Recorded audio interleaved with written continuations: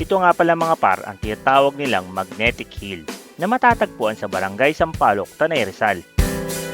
Isa daw itong misteryosong daan ayon sa mga lokal dahil sa sari-sari nitong kwentong nakakakilabot.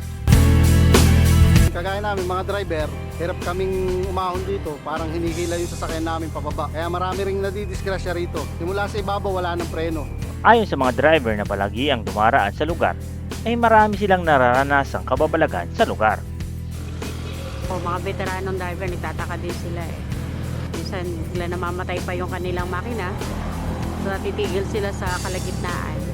Actually, maraming nakapagsasabi na lalo na pagka madaling araw, sabi nila may pumapara daw sa kanila. Tapos pag tinigilan naman daw nila, nawawala naman daw. Hindi na nakakapagtaka dahil marami na ang binawian ng buhay sa lugar mga par. Isa na nga rito noong February 2017, isang bus na puno ng estudyante ang naaksidente na kumitin sa 16 katao kasama ang bus driver mga par. Kung bakit nasa 15 ang bilang ng mga namatay sa pagsakop ng tourist bus sa isang poste sa Tanay, Rizal. Tinatawag itong killing zone ng ilang residente dahil sa matarik at blind curves. Ngunit sa likod ng mga nakakilabot na kwento ng lugar ay may nakatago naman itong ganda mga par, na kapag napadaan ka rito ay mapapawaw ka sa overlooking na view.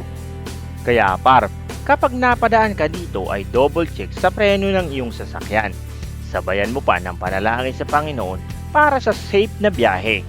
Ingat lagi mga par sa bawat biyahe natin dahil may pamilya pang nag-aantay sa ating pag-uwi.